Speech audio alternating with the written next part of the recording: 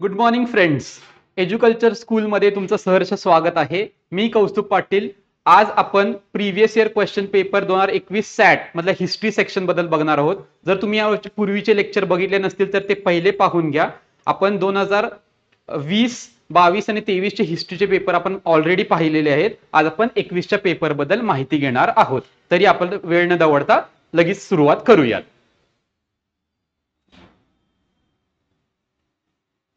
Okay, आपला पहिला प्रश्न आहे, मुंबई येथील मणिभवन आश्रमास भेट दिल्यावर आपल्याला कोणत्या महान व्यक्तीच्या इतिहासाविषयी माहिती मिळते? Whose information we get at Manibhavan in Mumbai. तर जर तुम्ही तुमच्या इतिहासाबद्दल तुम्हाला माहिती असेल तर मणिभवन हे ठिकाण महात्मा गांधीजींशी रिलेटेड आहे. त्यामुळे याचं करेक्ट उत्तर आहे महात्मा गांधी. महात्मा गांधीजींशी रिलेटेड दोन ठिकाणं आपल्याला हिस्ट्रीमध्ये आहेत. एक आहे मणिभवन मुंबईमध्ये आणि एक आहे सेवाग्राम आश्रम. सेवाग्राम आश्रम जे आहे वर्ध्याला, महाराष्ट्रामध्ये, वर्धा महाराष्ट्र. हे दोन ठिकाणं तुम्हाला लक्षात ठेवायचे आहेत गांधीजींशी रिलेटेड दोन ठिकाणांमध्ये. इथं आपण ऑप्शनचं अनालिसिस केलं तर इथं स्वातंत्र्यवीर सावरकर हे देखील ऑप्शन मध्ये आहेत. तर स्वातंत्र्यवीर सावरकरांची रिलेटेड ठिकाण म्हणजे cellular jail Andaman. Cellular jail जे अंदमान या ठिकाणी आहे, जिथं सावरकरांना कैद करून ठेवलं होतं इंग्रजांनी 10 वर्ष, ते सेल्युलर जेल अंदमान हे पण ठिकाण तुम्हाला लक्षात पाठ करून ठेवायचं आहे. अंदमान. ठीक आहे, ही होती या प्रश्नाबद्दलची माहिती. तरी आपण आता पुढच्या प्रश्नाकडे वळू. पुढील घटनांचा योग्य कालानुक्रम असलेला पर्याय लिहा. Find out the correct option as per the chronology of events. जसं आपण मित्रांनो बघितलं होतं, क्रोनॉलॉजीशी रिलेटेड 1 किंवा 2 प्रश्न दर पेपरमध्ये सॅटच्या हिस्ट्री सेक्शन मध्ये येतात. त्यासाठी आपल्याला वर्षावळी पाठ करायची आहे, जेणेकरून आपला तो प्रश्न इझिली सुटू शकेल. ह्याची वर्षावळी आपण बघूया. प्रिन्स ऑफ वेल्सचे हरताळ पाळून मुंबईत स्वागत, जलियनवाला बाग हत्याकांड, असहकार चळवळ स्थगित, राष्ट्रीय सभेअंतर्गत स्वराज्य पक्षाची स्थापना. तर याचा जर आपण कालानुक्रम बघितला तर सर्वात आधी जालियनवाला बाग हत्याकांड 1919 ला झालं होतं पंजाब या ठिकाणी. दुसरं प्रिन्स ऑफ वेल्स यांना हरताळ पाळून मुंबईत स्वागत 1921 झालं होतं. प्रिन्स ऑफ वेल्स यांच्या आगमनाला कुणालाच आनंद झाला नव्हता, त्यामुळे त्यांनी काय केलं, भारतीयांनी काय केलं, त्यांना काळे झेंडे दाखवून त्यांच्यावर हे केलं होतं, हरताळ घोषित केला होता. असहकार चळवळ स्थगित झाली होती ती 1922 ला फेब्रुवारीमध्ये. 1922 फेब्रुवारीमध्ये असहकार चळवळ जी आहे ती तुम्ही जर ऐकलं असेल तर चौरी चौरा घटना जी झाली होती, त्यामुळे गांधीजींना फार दुःख झालं होतं आणि गांधीजींनी काय केलं, आपली जी नॉन कोऑपरेशन मुवमेंट, असहकार चळवळ जी आहे ती स्थगित करून टाकली होती. त्याच्यामुळे काय झालं, काही नेते नाराज झाले, काही काँग्रेसची मंडळी नाराज झाली आणि त्यांनी स्वराज्य पक्ष, राष्ट्रीय सभेअंतर्गत स्वराज्य पक्षाची स्थापना 1922 लाच केली. परंतु ही घटना पहिले झाली आणि ही घटना नंतर झाली. त्यामुळे जर कालानुक्रम आपण लावला तर 2134 2134 हे आपलं करेक्ट उत्तर असणार आहे. तर अशा प्रकारे तुम्हाला वर्षावळी पाठ करून अशा या उत्तरांना टॅकल करायचं आहे. नेक्स्ट आपण क्वेश्चन बघूया. 1858च्या कायद्यानुसार झालेले बदल खालील दिले आहेत, त्यामुळे चुकीच्या विधानाचा पर्याय ओळखा. Changes made by the government of India act 1858 are given. Find out the wrong. आपल्याला चुकीचं स्टेटमेंट ओळखायचं आहे.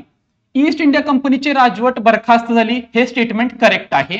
व्हॉइसरॉयच्या ऐवजी गव्हर्नर जनरल हे पद निर्माण झाले. भारत मंत्री हे पद इंग्लंडच्या शासनात निर्माण झाले, हेही करेक्ट आहे. आणि गव्हर्नर जनरल ऐवजी व्हॉइसरॉय हे पद. आता हे जर तुम्ही 2 सेंटेन्स बघितले तर हे परस्पर विरोधी आहे. त्यासाठी तुम्हाला हे लक्षात आलं, जेव्हा 2 स्टेटमेंट परस्पर विरोधी येतात त्यामध्ये एक स्टेटमेंट बरोबर असण्याची शक्यता असते. यावरती जर तुम्हाला पाठ करायचं असेल तर तुम्हाला हे पाठ करून ठेवायला लागणार की अगोदर गव्हर्नर जनरल हे पद होतं आणि 1858च्या कायद्यानंतर व्हॉइसरॉय हे पद निर्माण झालं, असं तुम्ही लक्षात ठेवू शकता की आधी जी आणि मग व्ही. आधी गव्हर्नर जनरलचं पद, 1858चा कायदा आला, 1858चा ऍक्ट आला आणि त्यानंतर व्हॉइसरॉय पद निर्माण केलं. त्यामुळे व्हॉइसरॉयच्या ऐवजी गव्हर्नर जनरल हे पद, हे आपलं चुकीचं उत्तर आहे आणि त्यामुळे त्यांनी चुकीचं आपल्याला विचारलंय, चुकीचे विधान. तर हे चुकीचं विधान आपलं असणार आहे. व्हॉइसरॉयच्या ऐवजी गव्हर्नर जनरल नाही, तर गव्हर्नर जनरलच्या ऐवजी व्हॉइसरॉय हे पद निर्माण करण्यात आलं. आपण पुढे जाऊया. राष्ट्रीय सभेच्या नागपूर येथे भरलेल्या अधिवेशनात डॅश यांनी मांडलेल्या असहकार ठरावाला मंजुरी मिळाली. The resolution of non cooperation movement put forth by, व्यक्तीचं नाव, was accepted in the Indian National Congress session held at Nagpur. जर तुम्ही वाचन तुमचं झालं असेल तर 1920 ला नागपूर इथे काँग्रेसचं सेशन झालं होतं आणि या काँग्रेसच्या सेशनमध्ये चित्तरंजन दास, ज्यांना देशबंधू पण म्हणतो आपण, देशबंधू चित्तरंजन दास यांनी नॉन कॉपरेशनचा ठराव मांडला होता आणि तो सगळ्यांनी मंजूर केला होता. तर याचं उत्तर आहे चित्तरंजन दास. पुढे जाऊया आपण. जपानने भारतावर आक्रमण केल्यास भारतीयांचे सहकार्य मिळवण्याच्या हेतूने क्रिप्स यांना भारतात कोणी पाठवले? Who sent Sir Stafford Cripps to India to get cooperation from the Indians if Japan attacks? तर त्यावेळेचे जे प्राईम मिनिस्टर होते सर विन्स्टन चर्चिल, त्यावेळेचे प्राईम मिनिस्टर विन्स्टन चर्चिल यांनी काय केलेलं, सर स्टॅफोर्ड क्रिप्सना जपानने अटॅक केला तर इंडियाची मदत आपल्याला मिळवायसाठी त्यांना पाठवलेलं होतं. रॅमसे मॅकडोनाल्ड हे त्यानंतर प्राईम मिनिस्टर झाले. यांचा उल्लेख पण आपल्या इतिहासाच्या पुस्तकात आहे. तर यांनी जातीय निवाडा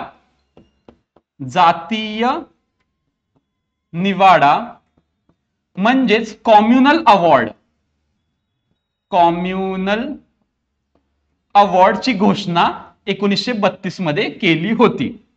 तर बर्कनहेड तुम्हाला माहित असतील, हे secretary of state of India होते. यांनी चॅलेंज दिलेलं, इंडियन लोकांना चॅलेंज केलं होतं की तुम्ही तुमचं संविधान तयार करू शकत नाही, आणि या चॅलेंजला उत्तर म्हणून मोतीलाल नेहरू यांनी नेहरू रिपोर्ट तयार केला होता. हे इतिहासाच्या पुस्तकात तुम्हाला वाचनात आलेलं आहे. इथं तुमची रिव्हिजन होत आहे. तुम्हाला हे लेक्चर परत परत बघून ही रिव्हिजन पक्की करून घ्यायची आहे आणि हे नावं पाठांतर करायची आहेत. आपण पुढे जाऊया. याचं उत्तर आहे विन्स्टन चर्चिल.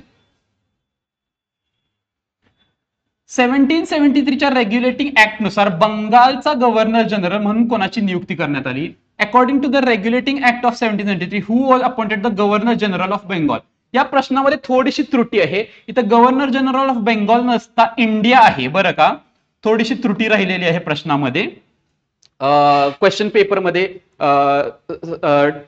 स्पष्टपणे. तर ह्याचं उत्तर आहे लॉर्ड वॉरेन हेस्टिंग्स. 1773 च्या ऍक्टनं गव्हर्नर जनरल ऑफ बेंगॉल हे पद बंद करून गव्हर्नर जनरल ऑफ इंडिया हे पद निर्माण केलं गेलं आणि त्यामध्ये सगळ्यात पहिले नियुक्ती लॉर्ड वॉरेन हेस्टिंग यांची नियुक्ती करण्यात आली. गव्हर्नर जनरल ऑफ बेंगॉलचं गव्हर्नर जनरल ऑफ इंडिया केल्यानंतर.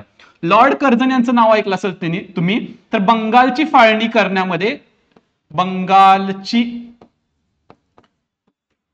फाळणी यांच्या काळातच झाली होती. लॉर्ड कर्झन आणि लॉर्ड कॉर्नवॉलिस जे आहेत त्यांनी ब्युरोक्रेसी किंवा नोकरशाहीची निर्मिती भारतामध्ये केली. नोकरशाही ज्याला आपण ब्युरोक्रेसी म्हणतो, नोकरशाहीची निर्मिती भारतामध्ये केली होती. तर या क्वेश्चन मध्ये याचं उत्तर आहे वॉरेन हेस्टिंग. आपण पुढे जाऊया. चित्रामध्ये दाखवलेली व्यक्ती खालीलपैकी कोणत्या घटनेशी संबंधित आहे? सर्वात आधी एखादं चित्र दिलं असेल, एखाद्या व्यक्तिमत्वाचं, एखाद्या क्रांतिकारकाचं, एखाद्या समाज सुधारकाचं, तर तुम्हाला ती व्यक्ती ओळखणं फार महत्वाचं आहे. जर तुम्हाला हे व्यक्तिमत्व असेल तर तुम्ही कमेंटमध्ये त्यांचं नाव लिहा. तरी मी त्यांचं नाव तुम्हाला सांगतो. ही व्यक्ती दुसरी तिसरी कोणी नसून महर्षी विठ्ठल रामजी शिंदे. महर्षी विठ्ठल रामजी शिंदे आहेत. तर विठ्ठल रामजी शिंदे यांचं कोणतं काम आहे यात? तर मुंबईत परळ देवनार भागात उद्योग शाळा त्यांनी काढल्या. Foundation of the work schools at Parel Deonar in Mumbai. Parel Deonar या मुंबईच्या ठिकाणी त्यांनी काय केलं? उद्योग शाळा या स्थापन केल्या. कुणी? विठ्ठल रामजी शिंदे यांनी. आपण दुसऱ्या ऑप्शनचं पण अनालिसिस करणार आहोत. पुण्यात अनाथ बालिकाश्रम सुरू केलं. हे प्रिव्हियस इयर क्वेश्चन आहे. याचं उत्तर आहे धोंडो केशव कर्वे. धोंडो केशव महर्षी धोंडो केशव कर्वे यांनी पुण्यात अनाथ बालिका आश्रमची स्थापना केली. मुळशी सत्याग्रहाचे नेतृत्व पांडुरंग महादेव बापट उर्फ सेनापती बापट ज्यांना म्हणतो त्यांनी केली होती. मुळशी सत्याग्रहाची. आणि गिरणी कामगारांची संघटना नारायण मेघाजी लोखंडे म्हणजेच लोखंडे या समाज सुधारकांनी केली होती. तुम्हाला लक्ष ठेवण्यासाठी मी एक एक शब्द लिहित आहे, पण तुम्हाला पूर्ण नाव मात्र लक्षात ठेवायचं आहे. महर्षी धोंडो केशव कर्वे, पांडुरंग महादेव बापट आणि नारायण मेघाजी लोखंडे. आपण त्यांचे चित्र पण पुढच्या स्लाइडमध्ये बघणार आहोत. तर हे आहेत नारायण मेघाजी लोखंडे, ज्यांनी मिल वर्कर्ससाठी संघटना स्थापन केली होती. Mill workers organisation. Narayan Meghaji Lokhande यांनी. आणि हे आहेत महर्षी धोंडो केशव कर्वे यांनी अनाथ बालिका आश्रम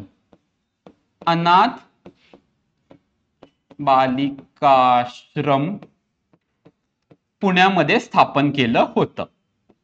पुणे. तर या व्यक्तिमत्वांचे चेहरे पण तुम्हाला लक्षात ठेवायचे, त्यांचे फोटो लक्षात ठेवायचे आणि त्यांच्यावरती इन्फॉर्मेशन आली की तुम्हाला त्यांचा आन्सर करेक्ट मार्क करायचं आहे. तरी आपण पुढच्या प्रश्नाकडे जाऊ. लोकांमध्ये जनजागृती निर्माण करून स्वार्थ त्यागाची शिकवण देणे हे खालीलपैकी कोणत्या समाजाचा उद्देश होता? Identify the society which had an objective of creating love for the country, teach them sacrifice of self interest.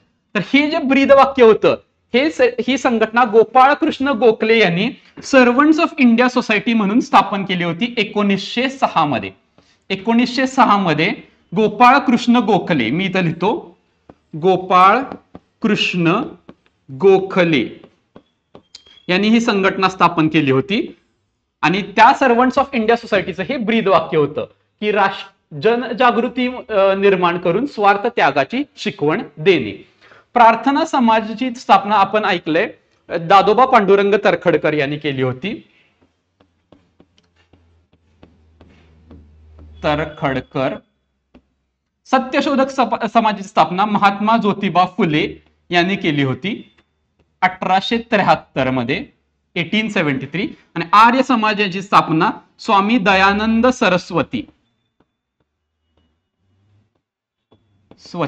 यांनी 1875 मध्ये केली होती. ही एक्स्ट्राची माहिती पण तुम्हाला माहित असायला पाहिजे आणि पाठच करून ठेवायची जेणेकरून तुम्हाला प्रश्न इझिली सुटू शकतील. आपण पुढे जाऊ. ह्या प्रश्नाचं उत्तर आहे servants of India society, Bharat सेवक समाज. सोमवंशीय मित्र हे मासिक कोणी सुरू केले? हु स्टार्टेड द मॅगझिन कॉल्ड सोमवंशीय मित्र?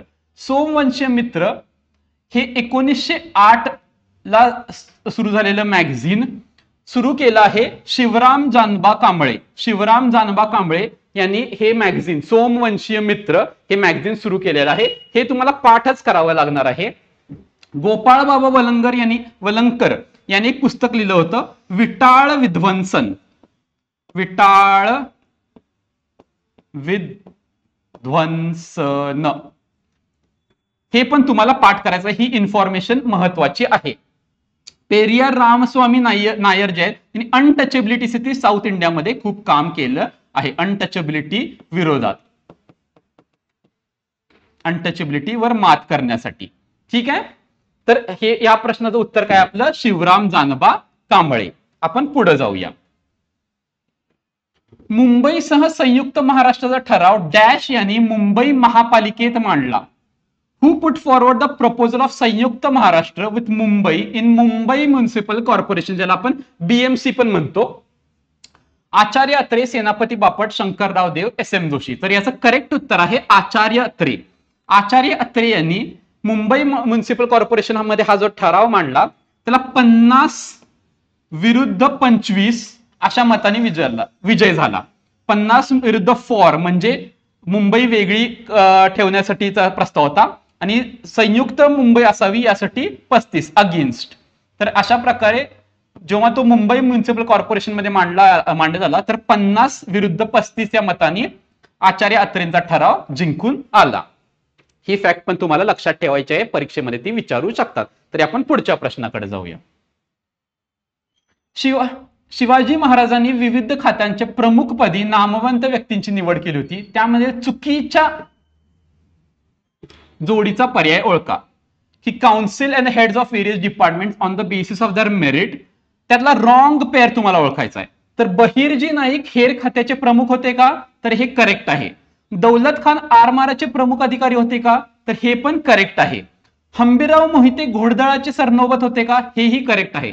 मोरेश्वर पंडित न्यायाधीश होते का, तर नाही. निराजी रावजी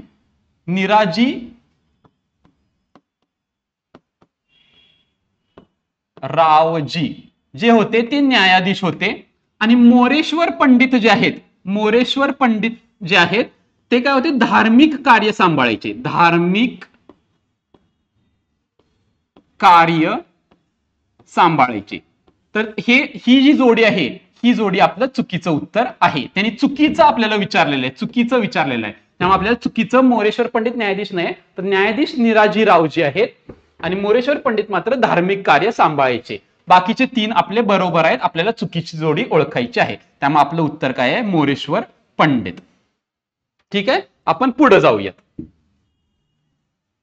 महर्षी विठ्ठलरामजी शिंदे हे कोणत्या समाजाचे सदस्य होते? बघा, महर्षी विठ्ठलरामजी शिंदे यांचं नाव तिसऱ्यांदा पेपरात आलेलं आहे, एक फोटोच्या संदर्भात, एक ऑप्शन मध्ये आणि एक त्यांच्यावर डायरेक्ट प्रश्न आलाय. त्यामुळे हे व्यक्तिमत्व आपल्यासाठी महत्वाचे आहेत प्रश्नाच्या संदर्भात. Identify the name of the society where Maharshi Vitthalramji Shinde served as a member. तर याचं करेक्ट उत्तर आहे प्रार्थना समाज. प्रार्थना समाजमध्ये महर्षी विठ्ठलरामजी शिंदे यांनी कार्य केलं होतं, भरपूर योगदान दिलं होतं. सोबतच त्यांनी डिप्रेस्ड क्लासेस मिशन नावाची संघटनाही स्थापन केली होती. महर्षी विठ्ठलरामजी शिंदे यांनी डिप्रेस्ड क्लासेस मिशन नावाची संघटना स्थापन केली होती, हे तुम्हाला माहिती पाहिजे. आपण पुढे जाऊया. युरोपीय दर्यावर्दी भारताकडे जाणाऱ्या दर्यावर्दी म्हणजे सेलर्स, ज्याला आपण सेलर्स म्हणतो, जलमार्गाचा शोध घेण्यासाठी कोणत्या शतकात सागरी सफारीवर निघाले? तर याचं करेक्ट उत्तर आहे 15वी सेंचुरी. याचं उत्तर तुम्ही इथं बघू शकता. During the 15th century European sailors went on the expedition to discover sea route to India. 15व्या शतकामध्ये युरोपियन राजा राजवाड्यांना त्यांच्या दर्यावर्दी लोकांना असं हे हुकूम दिला की तुम्ही भारताकडे जाणारा जो रस्ता आहे तो समुद्र वाटे शोधून काढा, आपल्याला लँड वाटे जायचं नाहीये. त्याच्यासाठी खूप लोक बाहेर पडले.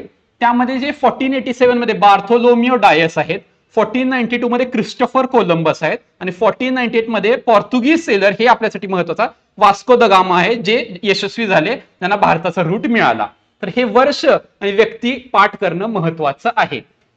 1487 Bartholomeu Dias, 1492 Columbus, 1498 Vasco da Gama. तर हे सगळ्यात महत्वाचं त्यातल्या त्यात. आपण आता पुढे जाऊया.